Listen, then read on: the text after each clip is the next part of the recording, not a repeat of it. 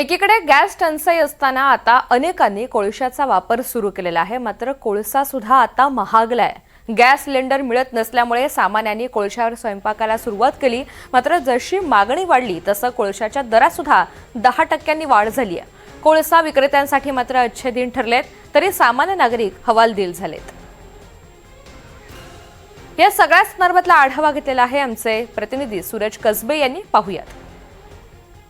मातीच्या चुली, त्याचबरोबर घरोघरी कोळशाच्या शेगड्या अशी म्हणण्याची वेळ आता आली, कारण युद्धजन्य परिस्थितीमुळे आखाती देशातून होणारा कमर्शियल त्याचबरोबर घरगुती गॅसचा पुरवठा कमी होताना दिसतो। अनेकांना गॅस सिलेंडर सुद्धा उपलब्ध होत नसल्याचं दिसतंय, त्यामुळे आता अनेकांनी कोळशाच्या शेगडीचा वापर करण्याचं ठरवलं आहे। मी सध्या देहरोड येथील पवार चारकोल डेपोमध्ये आहे आणि आपल्यासोबत चारकोल डेपोचे मालक आहेत।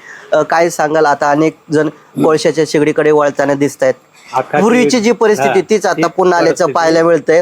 अनेकांना गॅस सिलेंडर उपलब्ध होत नाही, परंतु कोळसा आहे, कोळसा अनेक जण वापरतात। आता कोळशाच्या दरात देखील वाढ झाली। किती रुपयांनी वाढ झाली? 5 ते 10 रुपये वाढ झालेली। कोळशाच्या किमतीमध्ये 5 ते 10% वाढ झालेली आहे। पहिली जी मागणी होती ती किती होती ना आता किती मागणी? पहिले 200 किलो जायचं, आता 500 किलो जाती सरासरी।